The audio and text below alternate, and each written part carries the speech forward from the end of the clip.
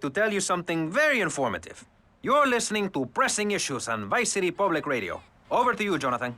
Hello and welcome back. I'm Jonathan Freeloader and you're listening to VCPR. This portion of Pressing Issues is brought to you by Ammu-Nation, a proud supporter of public radio and our community. We hope you're enjoying Pressing Issues and the way it challenges your view of society. Unfortunately, public radio in Vice City is under pressure. That's because we're better than everyone. You can't hear this kind of hard-hitting, long, drawn-out programming anywhere else. But you have to give money. That's right, Jonathan. Money is important. It can be exchanged for goods and services, like getting a hip replacement or funding a starving child in Australia. I feel all covered with flies right now. Call us, pledge your money, give 10% of your income. That's all we ask. And for that, you know everyone can be educated on the important things we discuss on VCPR. 10% is a really small amount. I remember when I was volunteering in Central America, to make myself appear less shallow, the native peoples would give you 10% of their land for a pair of mirrored sunglasses. And they would run around me saying, chicle, chicle, which is Espanol for pretty woman. It was very spiritual, like waves. Absolutely. But remember, this radio station could disappear. The voice of unprofitable radio could be silenced. One day you wake up, roll over, and she's gone. You go into the kitchen, there's a note scrawled, the sound of a taxi leaving in the distance, a thunderstorm rolls in. It's a metaphor for my haircut or this pledge drive. Yes, the pledge drive. Become a member. Only members or people with radios can listen to this radio station. Now back to Pressing Issues. Shouldn't we give out the phone number?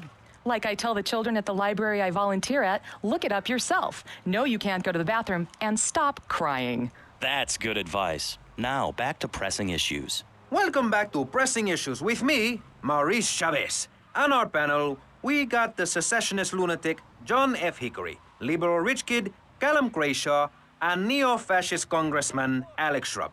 Gentlemen, welcome back. Let's start with you, Mr. Hickory. Why the F? For Florida. I'm a patriot. I've even got an orange grove tattooed all over my groin. Excellent. But back to the matter at hand. Public safety.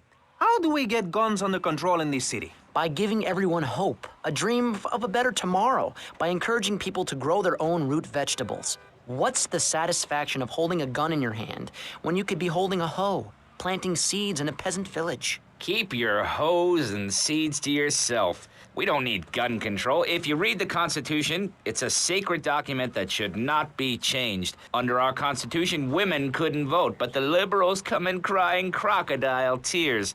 We need to get scaremongers and non-believers men like you, Chavez, under control.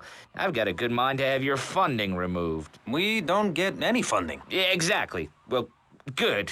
You won't see a penny out of me. You've got to stop spreading these lies or I'll whip you myself. I'm not afraid.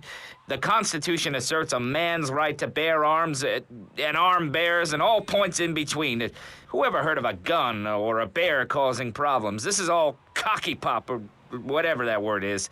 It keeps the place safe. Trouble is caused by unemployment, and unemployment comes from poor economic performance and lazy people. If you had a job, would you steal a car? Of course not. And if you had a high-rise condo, a mistress, and a seat on the board, would you run around graffitiing your name all over town and making a nuisance of yourself, spinning on your back and popping and locking and...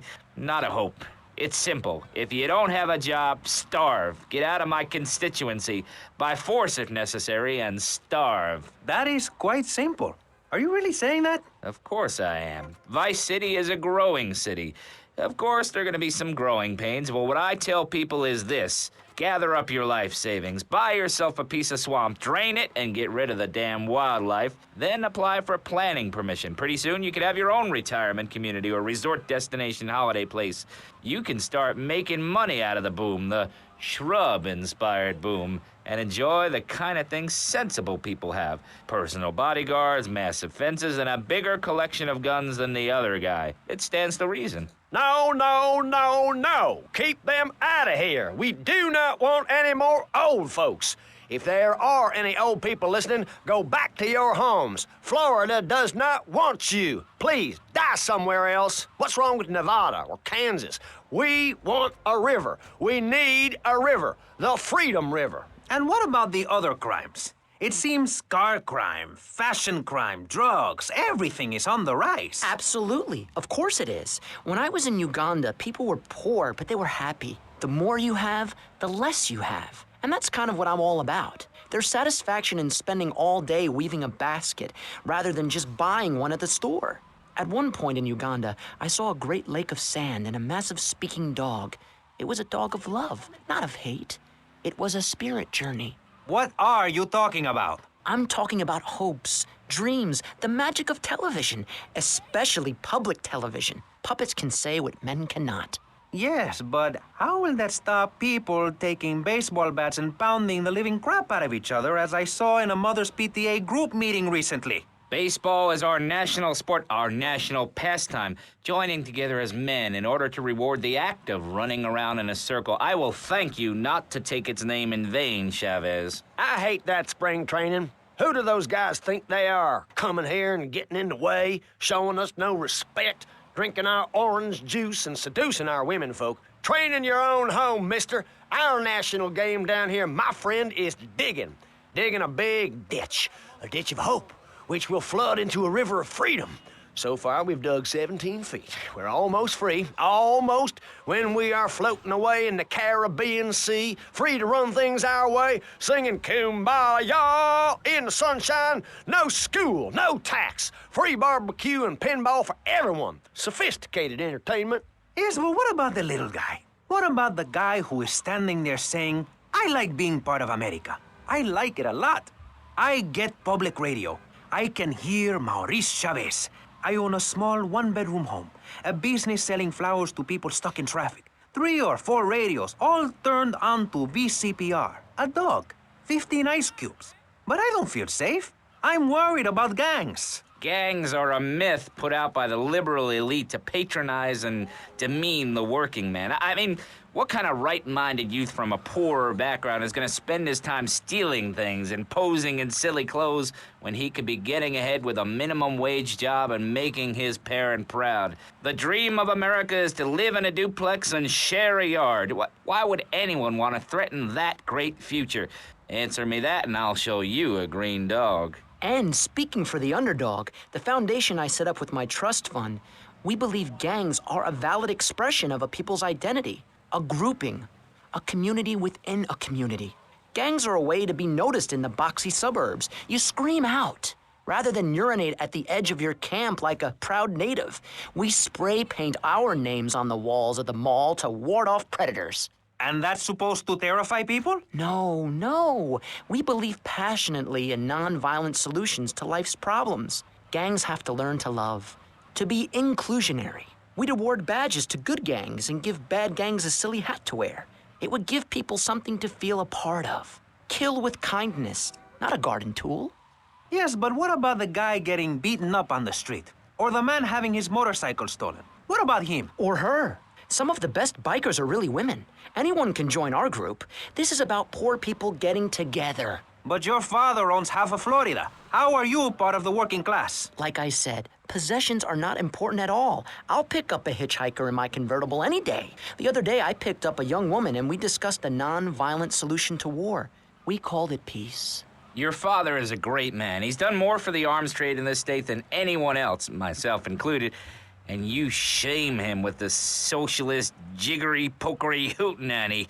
America needs hope, not songs that are supposed to send food to the poor. Songs will get you nowhere. This country needs something to aim for, like being rich and laughing at poor people, or being in government and laughing at the electorate. Now, Mr. Shrub, let's not make this personal. I appreciate your attempt to press the point, but we are here to press the issue. My city is in trouble. And I think we're not really providing any serious solutions. So far, we've got secessionism, rearing its ugly head for the first time in a century and a half. We've got ignore it, and we've got give everyone a flower. You're all a little unrealistic, yes? Now, excuse come me. on now. I You just know, have I've one got there, my good friend. ideas. Maurice? Not to say over-opinionated and moronic, Mr. Crayshaw, how do we stop people running amok in the city with machine guns and heavy artillery? You've got to give a man a chance. Prisons are overflowing with wasted potential. Make the guilty men innocent once more. Free them from themselves. How? How on earth do you do that? Well, you could let them off. Marvelous. Great. That's a sensible plan. Then they wouldn't be guilty anymore. We've been doing that for years, you idiot. How do you think we keep prison costs down? It ain't by magic or cooking the books. We save that for education. But, as in most things, we in government are saving money so that you don't have to. When we spend less money on services, more goes to administration salaries and expenses, which helps make lives a lot less difficult for everybody. It's about sharing. Sharing your taxes out amongst a select few. That's why I worked so hard at school, so I could reap the rewards now. I thought you worked hard at school because the other kids laughed at you and called you a square. That's a damn lie. They called me wet fart. They called me the Bat because my voice didn't break until I was 19. So, Mr. Shrub, I take it you don't believe in regulation. I believe in giving people a chance, not tying them down with lots of needless regulations. The fact is, business is run by moral people who won't do anything illegal or try to get rich quickly. But since you got elected, Vice City has been characterized by a government who cut aid to the poor, offer tax breaks to the rich, and pay people to dump toxic waste near schools. Yes, we've made a lot of progress. And up on Capitol Hill, you were instrumental in pushing through a bill allowing the manufacture and sale of Giggle Cream, a dessert with potential lethal consequences. Not true. Only 23 people have died, and several of them probably deserved it. So, with people being set such a bad example by big business, how are they supposed to respect each other, to act safely in society? And how are they policed by a demoralized and underfunded police force? Well, I'm afraid that's apparently quite a difficult question, but my solution is easy. I'm going to talk for a long time about a subject not in any way related, and pretty soon people will forget all about it. I'll remind people that I have a great haircut, and that under my stewardship, Vice City has had on average 15% better weather than before, while crime rates only go up if you don't turn the graph upside down. Turn it upside down, and they have halved. Halved! Under me, Alex Shrub. Vote Shrub for president, and you'll have a friendly face in the White House. A man you can trust. A local man who likes golf and laughing and photo opportunities at your store or place of business. Just send me a letter. I'll send you an automated photocopied response. We call it democracy, and that's where the money goes. Just a minute. Don't interrupt. Let me finish. But you're not... This man won't let me speak. You, Shorty, shut up and let me speak. I'm taller than him, ladies and gentlemen, by at least 3 inches, which means I'm a lot more respectable looking. Everyone knows politicians lie and steal and cheat, but at least with me in charge, you know I look good and I have a very supercilious manner.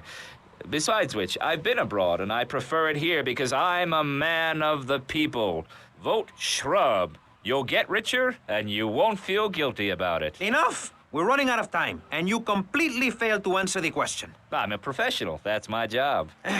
And Mr. Hickory, what about you? All right, these problems are typical of what happens with an open border to the north. The state is filling up with trash. People who can't tell the difference between a swamp and a marsh. Guys who don't know the first thing about the legality of marrying within the family. That's why we need a river. People, I'm telling you, pick up your spades, go into your garden, start digging as deep and as far as you can. Pretty soon, the whole state will be flooded and ruined, and then they'll have to leave. We must build a moat to the north, or they will come down and ruin this great state.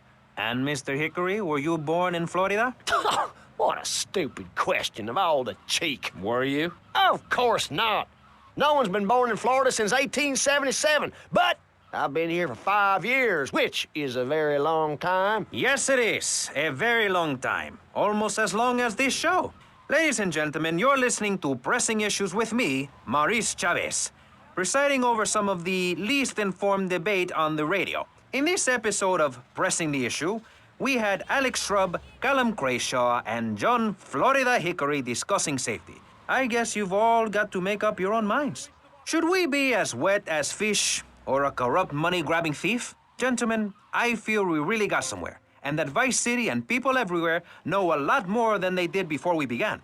And now, over to Jonathan and Melissa to talk to you about public radio in your area. You're listening to VCPR, the radio station for disoriented and unrealistic college professors who wear fuzzy sweaters and find everything terribly interesting. I'm Michelle Montanius. And I'm Jonathan Freeloader. Public radio is very important. You may have heard my recent hour-long story about my hike in the park. That was fascinating and very important for everyone, even the blind. Play a selection, Jonathan. I think this is the part where I came to the big tree. I almost felt like I was there. You won't get this kind of nauseating detail on commercial radio. VCPR is 100% commercial free. Absolutely nothing interrupts your enjoyment of our fine programming and ability to tackle the important things like Jonathan's walk in the park. But we need you. Think of yourself as a member of this station, except you aren't allowed in the doors. That's an important metaphor for life. Yes, how wonderful would it be to own an hour of this radio station? We just got an enormous pledge from Farewell Ranch. That's great. Farewell Ranch is a great place to take your loved one. Just dial 866-9-BURY-ME. Remember, VCPR is commercial and interest-free. Donate your money now. Let's get back to pressing issues. Thank you, guys. So, we're back on Pressing Issues. Just one of many fine shows you'll hear if you have the patience to listen to public radio. Although thanks to the many awards we have won, Pressing Issues has extended playtime and is the #1 rated show in the Vice City area. I'm your very entertaining host, Maurice Chavez, a man climbing the broadcasting ladder at a rate of 6 knots. 6 years ago, I was a clown, and now I'm a success. Think about it. Imagine where I could be in 10 years. I could achieve anything. Anyway, morality. What is it? Why do we need it? Our ancestors, shortly after discovering fire, built tools to beat each other over the head and discover how to make meat to celebrate with afterwards. Then Columbus came over, shut down the Pilgrim discos. Why? All very confusing if you ask me. And you did. And I asked myself, that is a perfect subject for a region-wide discussion show, which is very lucky because I happen to host one. To discuss the subject of morality, we have firebrand preacher Pastor Richards, the head of the Pastor Richards Salvation Statue Organization, a group which plans to raise enough money to build a statue of Pastor Richards himself. We also have John Brown, leader of Moms Against Popular Culture, or MAPC. Or is it MAPS? MAPK? I don't know. We're deep in acronym hell right now, or is it purgatory? And finally, we have Barry Stark, author of the book As Nature Intended. He's the editor of Vice City's Naturist News and is working feverishly, it says here, to bring more nude recreation to Vice City. To protect the dignity of our other panelists, we place Mr. Barry Stark behind a divider. I'm naked back here. It's my right as a person. Yes. Let's start with the obvious, yes? Is it moral to be naked?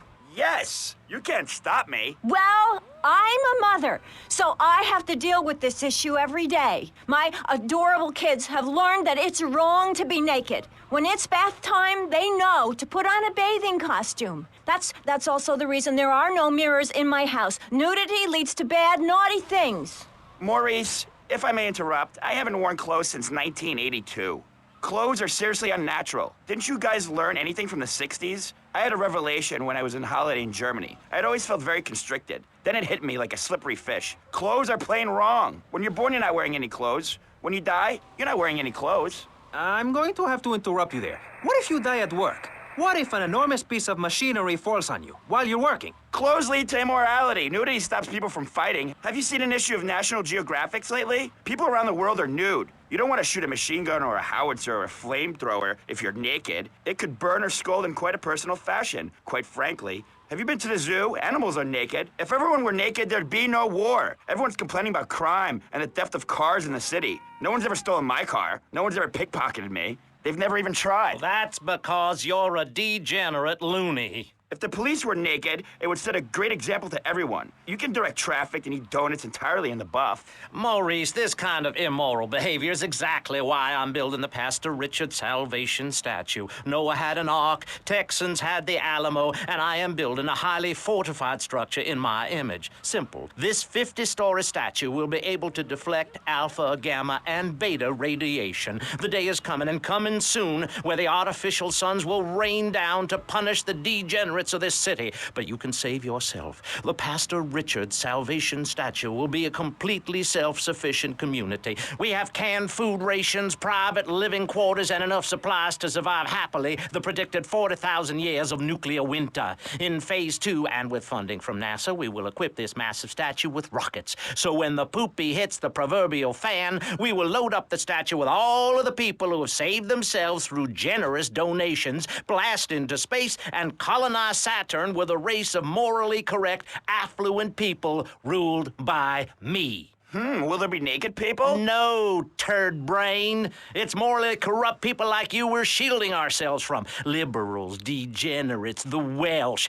They're the ones responsible for the nightmare Vice City is today. The crime in the streets, the parties, the children born out of wedlock to a future of hopelessness. Anyone who does not agree with me is mentally sick and should be shot, I'm afraid to say. We need to build a place to escape these transgressions. Whew, that's extreme stuff, Pastor. But we'll leave amateur eugenics for a minute and ask our other panelist. Jan, you're a mom, so you know everything. What is your thought on all this? And do you think Pastor Richard stole his ideas from a movie or book? Well, yes, I am a mom. My kids are very special. So special, they go to special classes.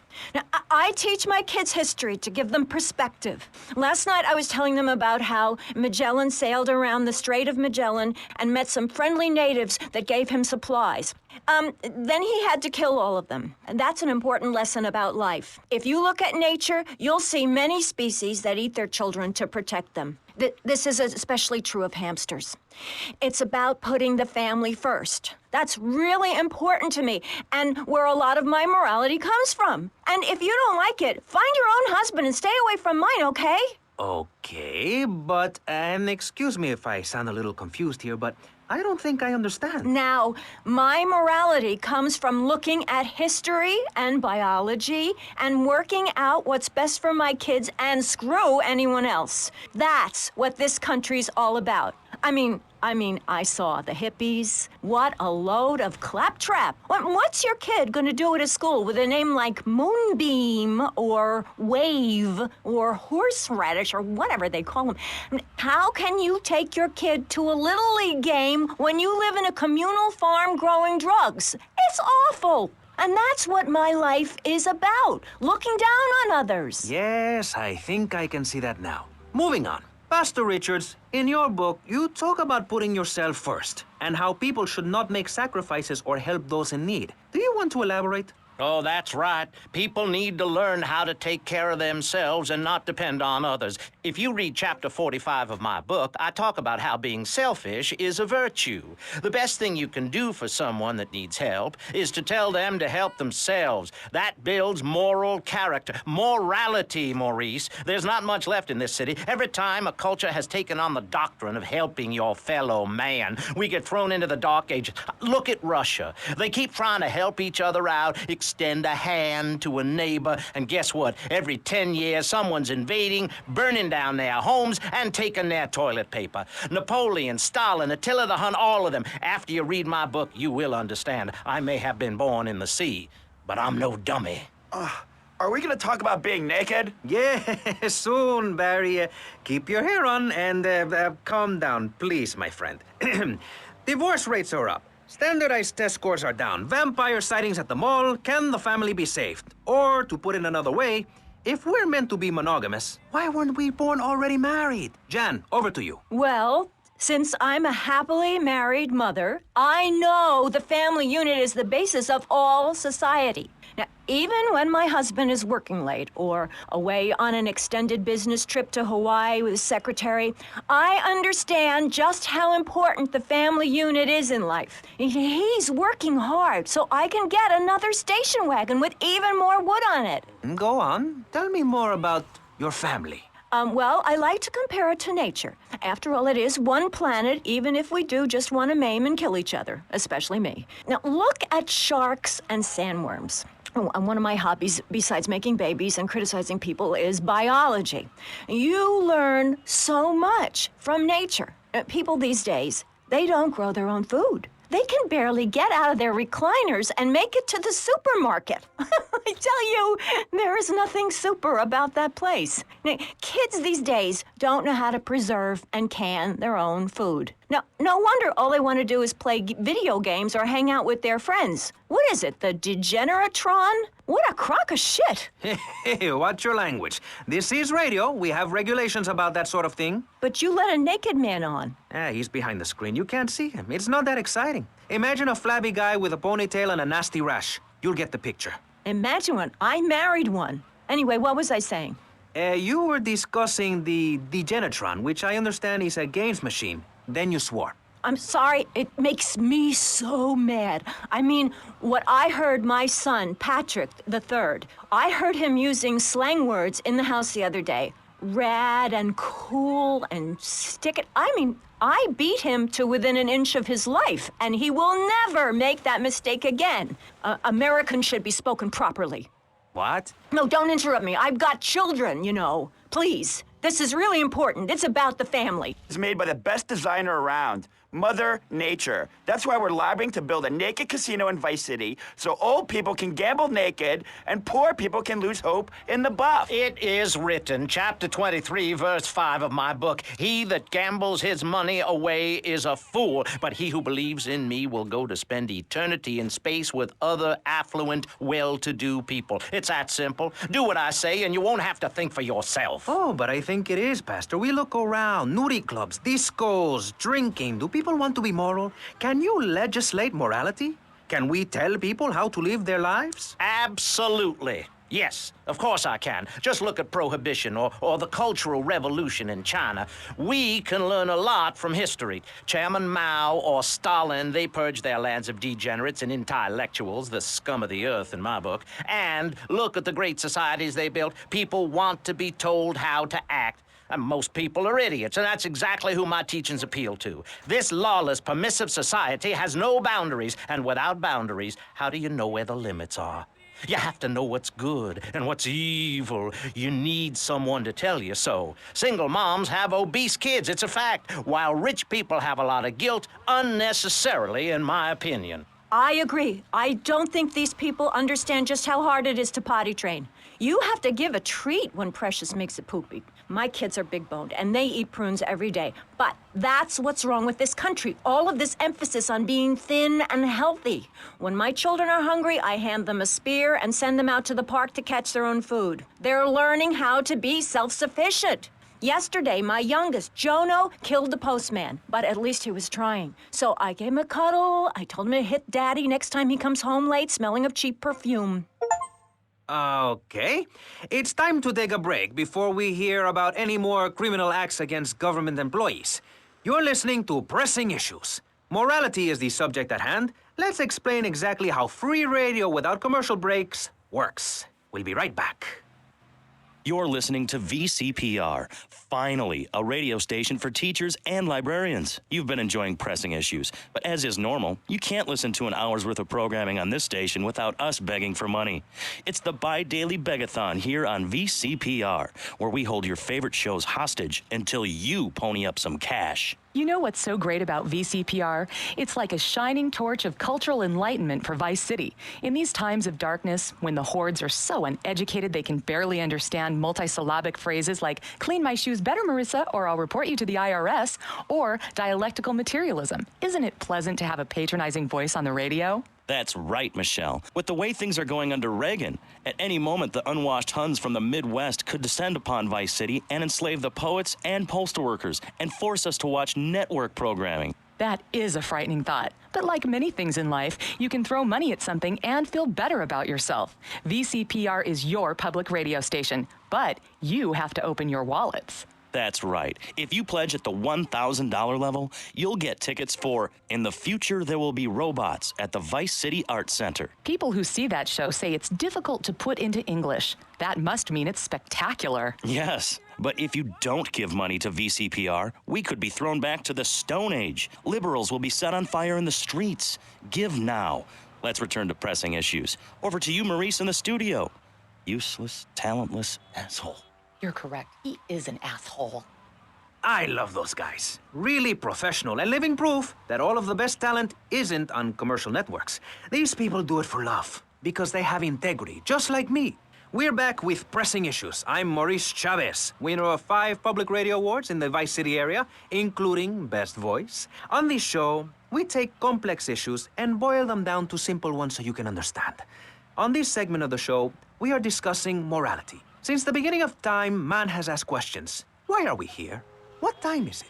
And is there a place around here a guy can get a drink? Early man, as seen in the cave of Lascaux in France, questioned the morality of making the mammoth extinct.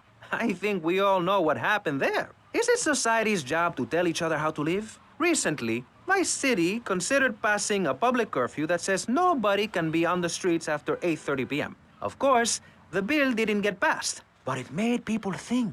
If you don't vote, you get morons in charge. Is that moral? I'm not sure. Let's press the issue. Children should be at home with their parents naked. A curfew makes sense. Do you know how much money I save not having to wear trendy clothes? Read a history book. At the creation of the universe, the Big Bang, everyone was naked, even you. Why do we have to stay behind this divider? Maurice, please. Because nobody is interested in seeing your business. Because we have standards of decency which you are offending. Look at me. I'm jumping up and down. Oh, my goodness. Get back behind the divider. Please, I'm married. What's so wrong with me? Why do you hate me because I'm happy? Jan, give me a hug. I won't hurt you. And by the sound of things, your husband is doing the same right now with his secretary. No, we've worked through it. He was stressed. It's hard keeping a family together these days. Everyone, take your clothes off and feel what it's like to be free of bondage. Everyone out there in Vice City, take your clothes off. If this is the land of the free, let's start with our pants. Feel the wind from the air conditioning. Ugh, a breeze is so liberating. Thanks very much. Now, if you could get back behind that divider, Barry, please. Otherwise, I'm going to have to ask you to leave. Thank you. Now sit down. On pressing issues, we think it is very important to respect one another, to treat each other like we would like to be treated. I want a hug. If you don't like the United States, son, why don't you move to Russia? I don't understand people in America today. They call this a Cold War, but it's hotter than hell. Mark my words, any day now you're sitting in school passing notes and talking about the prom when suddenly you look out the window and there are Russian paratroopers dropping in to take over. What can you do? Run into the woods with your friends? Call yourselves the Wolverines? Put twigs in your hair and try to beat back the Ruskies? No, you hightail it to Pastor Richard's Salvation statue and blast off into space. But there is a limited amount of space. That's why I suggest anyone who wants the safety and security of your own bunker, give now. Call 866-9-SAVE-ME. We'll get you on the payment plan, and if you're paid in full on D-Day, you and your family will be safe. If not, you may have to choose to save yourself and leave the others behind. Hey, stop selling things on my show. You're not a valued sponsor who supports the art of public radio, buddy. I, for one, welcome our new Russian masters. We can learn so much from other cultures. Did you know in India, the women protest by setting themselves on fire? I tell you, next time the kids are screaming for ice cream and pop, I may just douse myself in kerosene. I use that as a threat to my kids all the time, so it's no wonder they're so screwed up. That's one of the tough things about being a mom, not ruining their lives with guilt. As a matter of fact, I don't let my kids watch cartoons or slasher flicks. Really? That Knife After Dark movie may be #1 in the box office, but my kids certainly ain't gonna see it. If you don't raise your kids right, they end up being like Nude Boy over there or working in radio. I want them to get proper jobs, like being a doctor, not a patient. That is offensive. My mother understood I was special. She made me wear a bonnet as a child, and when I demanded to go to school naked, she was fine with it. After social services moved me, she would still write to me. I still remember when she kissed me goodbye. But Barry, earlier you said you discovered naturism, taking your clothes off, whatever it is in Germany. I know, but I lie a lot. I've got a lot of personal issues. Look at me. Please, Maurice, I need a hug. There's another example of immorality in this city. Public showing of affection. People think we want to see them making out and carrying on. I understand your hormones rage like a wild animal and you want to ravage one another like there's no tomorrow, but you have to ignore what your body is telling you and work for a higher calling, like construction. We're building a statue and we need your help. Call me now. You know, pretty soon you won't be able to tell who's a human and who's an android. Why, the corporation is working on it right now. I know. I read about it. I tell my kids not to kiss other kids at school. It might be an android. Suck your brains out. You must have seen the mini-series event on television. I read it in a book. We've got to stop looking at the stars, all this science fiction, and focus on the family. Now, if you really want to dance like you're on the moon, go there and leave us in peace. And that's a fact. What's a fact? I'm sorry, Maurice, but I have to tell you, I moved to Florida to bring my kids up the American way in a theme park. And that's just the kind of person I am, opinionated and moronic. I see. Well, this panel is certainly interesting. The issue is morality. Recently, rock artists joined together to provide famine aid to Alaska with the song, Do They Know It's the 4th of July? Critics complain it's immoral to meddle in the affairs of other peoples and cultures. Pastor Richards... What? What do you make of meddling in other people's business like an over-opinionated sociopath? Well, let me say that money could have gone to much better things, like reserving a place by my side in the Pastor Richard Salvation statue. But I digress and plug. Stop doing that. Don't interrupt me, boy. Anywho, I address the Alaska issue in chapter 23 of my book. You see, the Alaskans are lunatics, plain and simple. They eat whales and snow, and they sleep in the freezer. Who wants to eat snow every day? Oh, I tried to help. I sent a helicopter with copies of my book, but they burned them in a pile for heat. If the people of Alaska choose to live there, let them. But don't come crying when you're tired of eating penguin and it snows 18 feet a day. Yes, but don't you think it's important I think it's very important to listen to me, young man. That's what makes the state of Florida great. Rather than help improve where they are, people nationwide abandon their hometowns, come down here, and shove their beliefs down everyone else's throats. That's the American way, always has been. We should send some pictures of Florida to those people in Alaska. I tell you, they'd throw down that bear pelt, saddle up the sled dogs, and get pulled all the way to Vice City. And I should know, I'm from Mars. No, you're not. Mars, Alabama. I founded 3 colleges there. The problem with Alaska is that people don't get naked. If you can't work on your car, or play the cello, or use sharp knives in your birthday suit, then what's the point of living?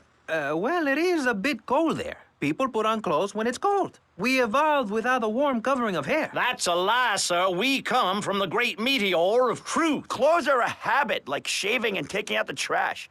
As soon as you stop, you realize what a prisoner you were to society and the twisted state of morality. People think that nudists are immoral. Well, we're not. I'm married, I love my wife. In our commune, it's so wonderful to wake up in a big bed and go to breakfast clothed in nothing but a smile. What kind of people are there in your weirdo commune? Single people, families, elderly couples, teachers, politicians, and especially truck drivers. Truck drivers understand what it's like to be by yourself for days on end, with nothing but country music on the radio and a stick in your hand, shifting gears over and over. Truckers realize there's nothing to be ashamed of on the open road. Get naked and beat it on down the line. You've never seen a sense of community and morality like a nudist colony. We share everything, the cooking, cleaning, wives, a shared sense of what it's like to be a complete social outcast. Wait right there, Barry. I'm getting something through the cans. Headphones, that is. Yes? Yeah, okay. We just want to tell you a little more about public radio funding. We'll be right back after this. Hello, I'm sure you're enjoying our high-quality programming. I'm Michelle Montanius. Jonathan, I think it's time to acknowledge the people who are sending money in to shut us up and end this dreadful begathon. Here's a $10 pledge from Fran in Little Havana. Wow, you think she could have given more than that? Yes, mean bitch. I hope she dies an agonizing death. Absolutely, Michelle. And remember, if you want us to wish you well, dig deep and dig soon. That's right. At any moment, conservatives could vote to end our funding and place a fast food restaurant where our studios are. See, there are some people that think everything has to make money. It doesn't. That's why you should give now.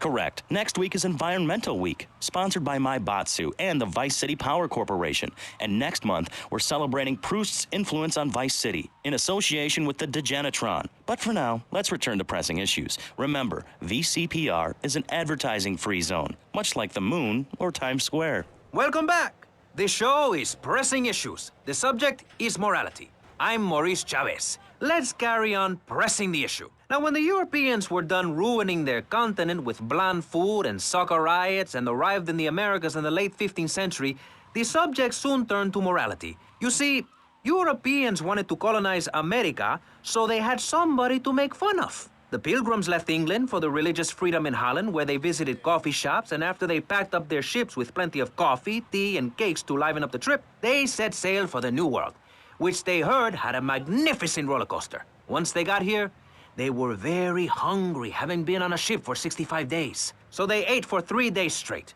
Thanksgiving quickly became an annual custom. America was founded by people who wanted a place where they could tell other people how to live. And I'm a history major. But do we have the right?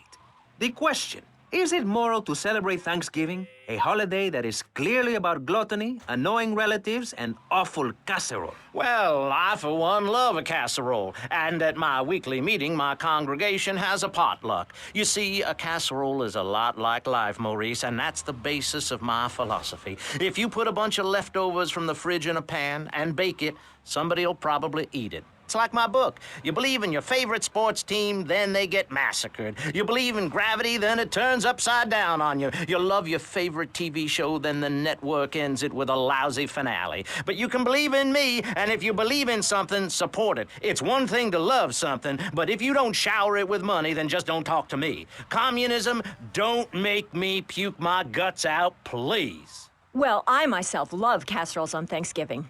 And the way to teach your children the rich history of America is through theme parks. I just love Pilgrim World, especially the part where you get to slaughter your own buffalo and take home the meat, or give the locals the flu while buying their land off them for a pittance. That's what children need. What is? Wholesome activities that benefit the family. Now, what good is it if a kid plays Degeneratron for 5 hours? Oh, sure, he's killing space aliens, thank you very much, but it ain't putting food on the table. And he's learning bad language, like bleep, bleep, bleep. When my family go out to dinner, we're starting from scratch, even if Daddy is working late, again. We build our own spears, smear ourselves in dung, and then wait in a swamp for something to come by. In the suburbs? I bet your neighbors love you. How long do you wait? Don't you get arrested? Hey, mister, I'm married. Look at the finger. It has a ring. I've got children, for Pete's sake. Stop eyeing me up. I wasn't. You were.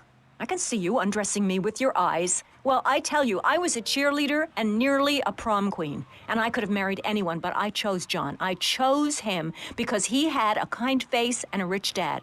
I didn't know he was going to cheat on me or embarrass me. I didn't know. But I won't be made a fool of. I've got the children. Okay, Jan, it's okay. Men are idiots. Ask my ex-wife.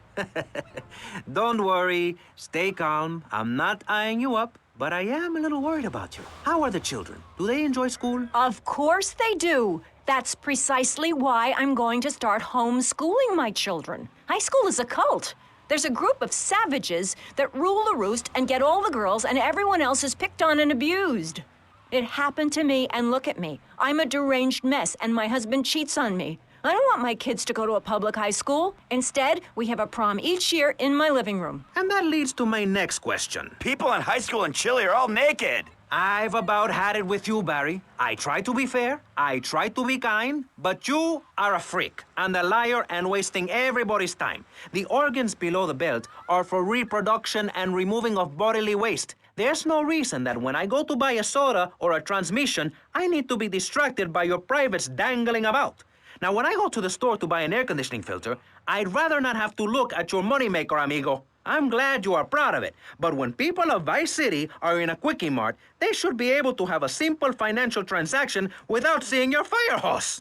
Are you with me? Sorry, Maurice. That's okay. Just try to behave. I think the sun must have got to you or something. Yes, maybe that's it. Maurice, if I may, you have a fine show here, and I'm glad to be on it. But everyone within the sound of my voice and smell will die in the fires of doom. It is written, TV is trash, radio is trash, our newspapers are run by Canadians with an agenda. Our very way of life is threatened. We formed this great state to play golf, and I'll be damned if any weirdo hippies are going to tell us we can't fill in wetlands and make a home for ourselves, complete with 18-hole championship standard courses and selective admission. Heathens will ruin the land. Acid will rain from the skies. We'll never hear my voice again. It will be anarchy. TV teaches immorality. Refugees, glue, the price of tea in China. How can we raise children in this environment? My little boy asked me the other day, Mommy, are unicorns real? What am I supposed to say to that? Do I lie and make myself as bad as the boy's father? Or do I break the little boy's heart and ruin his life so that he ends up a nudist or a freak or something? It's a difficult question, Jan. A very difficult question. Is it right to lie? Clothes are a lie, Maurice. No, Barry. Clothes are a way of keeping warm and not getting arrested. No policeman has ever hit me with his truncheon. I'd like to hit you back to hell, you sicko. You're filth. Human form of vermin. A blight on a fine society, picket fences and garden parties, and everyone coming 3 times a day to my statue to pay homage. Pastor Richards, as a human being, I have to say I find your philosophy or cult or whatever it is utterly and completely appalling. Why, thank you. I knew you'd understand. I mean, you seem to want to build a religion around yourself and some 1950s vision of America. It's the 1980s, man. And one-man worship me cults are not allowed, my friend. Exactly. As I say in the great book, many are called, but unless you have a good credit rating, go screw yourself. You'll burn in hell. Ay, por favor, shut up. Barry, what are you doing? I'm lonely, Maurice. Lonely, and I need some bodily contact. Get back behind that panel. Don't be shy. Please. We've all got one. That means I'm happy. Hey, stay away from me. I'm a celebrity. Oh, good Lord. Hide yourself, boy. I warn you, I'm armed and I'm not afraid to use it. We've all got one. Look how free I am. The fan feels so good. I feel you. Hey, Pastor Richards, please, put the gun away. Put it away. No, I am the sole judge of truth and decency. Get back, heathen. Get back. I love you all. Evildoer, die, devil, die. Ow! Dios mío, you shot him. There's blood and pubic hair all over the studio. Ladies and gentlemen, it is complete pandemonium here on Pressing Issues with me, the multi-award winning and soon-to-be executed Maurice Chavez. Barry, are you okay? Are you alive? Stop the bleeding. It's down there.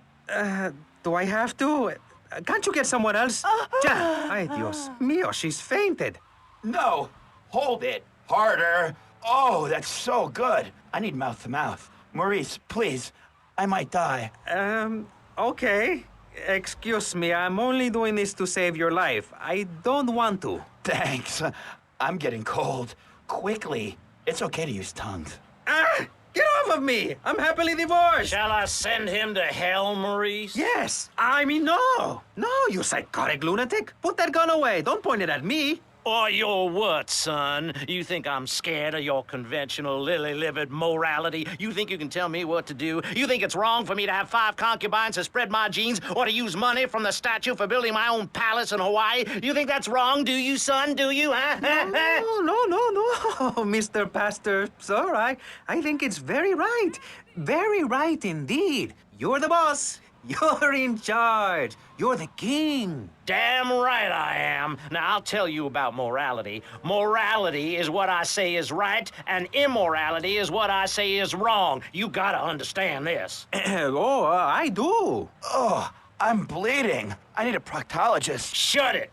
Now, next question. Ask me anything. Ask me anything you want to, Yeah, son. well, I'd love to, but it seems that is about all we have time for, actually. The thing is, you see, this is public radio, and every once in a while we need to appeal for money. Or cut away when people start brandishing guns in the studio. Like this. You're on Pressing Issues, and in this show we discussed morality. I think we made a lot of progress and really came together. I'm Maurice Chavez. Bye. Please, don't kill me. I hope you were enjoying Pressing Issues. I certainly was. Yes, it's almost as interesting as listening to you, Jonathan. Wow. Thanks, Michelle. It is, isn't it? Before we let you get back to the show, I thought you'd like to know VCPR has managed to raise $30 this hour, which should keep us on the air for another 15 minutes at least. Thankfully, due to the generosity of the people at DeLeo and Furax, the fascinating show Legal Review will still run. But now, back to the Pressing Issues. Actually, before we let you get back to the show, I'd like to say something. I know that public radio may not seem very important in an era of poverty and famine and immense personal greed, but I can assure you it is. And not just because I say so. Look at the facts. 15 of the last 37 American presidents and 47 vice presidents have appeared on VCPR in the last month. 33% of all Nobel Prize winners started out in public radio. Without public radio, we would never have discovered gravity, or the pizza, or the fact that a lot of people love to hear themselves rattle. Anyway, sermon over. I hope you folks at home understand how passionate we are about public radio, and it has nothing to do with the fact I got kicked off the networks. That was very moving, Jonathan. Back to pressing issues. Where is the creep? Put him on! Hello. As you may know, you're on VCPR, and this is Maurice Chavez. That is, I am Maurice Chavez. That's Chavez, not Chaves or Chavis. This isn't a game show. Sorry about the upbeat opening. This isn't a game show. It's a political and social debate on free radio, without adverts. And I'm still Maurice Chavez. Hi. Next up on Pressing Issues, we tackle one of the most important issues in our country today. The issue of perception. Not credit card fraud. That's deception. But we're talking about perception. How we perceive the world. These are optimistic times we're living in. A time of go-getters and doers. Our hero is the entrepreneur, the shaker and the maker. Positive thinking, we are told, is everything. Think it, and we can do it. Or can we? Let's press the issue. Personally, some days I wake up and I look out the window and I think it's great to be alive. Other days, like payday or my ex-wife's birthday, I want to hide under the pillows and cry. But that's me, a man of contradictions, as my therapist said. He was a Jungian. But whatever. I'm Maurice Chavez. And on our panel right now, we've got three very contrasting views about the issue of positive thinking. On my right, I have Gothic artist, vampire hunter, and, in his words, man of the night, Konstantinos Smith. Konstantinos, hello. Greetings, mortal. I hope this is good. I'm missing a seance to be here. You don't sound excited to be here. No, man. I'm mind-numbingly depressed. It's great. Okay, I'm going to have to interrupt you there. And on the left, I have positive thinker extraordinaire, a man who dragged himself up from the gutter, Jeremy Robard. Hey, the ghetto, not the gutter. I didn't live in the gutter. I lived in the ghetto. I'm a survivor, not vermin. I'm from the streets. Okay. Hey, I can teach you how to be a survivor, too. All of you. I can help everyone. I've got what they call a gift for communications. I can help you all realize that gift. Make something of yourselves. Realize your dreams. I'm like a high school counselor. I'll show you your potential. It's easy. All you have to do is follow my simple program on audio cassette or VHS. Okay, not right now. This isn't a commercial. And if you're not going to underwrite the station, I can't let you read these blatant plugs. People pay for that. Hey, everything in life is an opportunity. When I was in jail, I got the idea for my current business. And look at me now. I got offices in Vice City, Bogota, Lebanese, and Jamaica. If I can do it, I can help you make something of yourself. You could be just like me, a success. Enough, no more. Not a word from you until you are called upon again. It's a 3-stage process. Learn, start, doing. Shut up. I'm warning you, this is my show. You shut your mouth. Shut it now and keep it shut. Do not push me, you shiny suited prick. Do not push me. Hey, you have to dress to impress. I cover that in my program. People make judgments on who you are based on your appearance. Scientists say we form 98% of our opinions on a person in the first half second we meet them. Hey, and if scientists say it, it must be true. I teach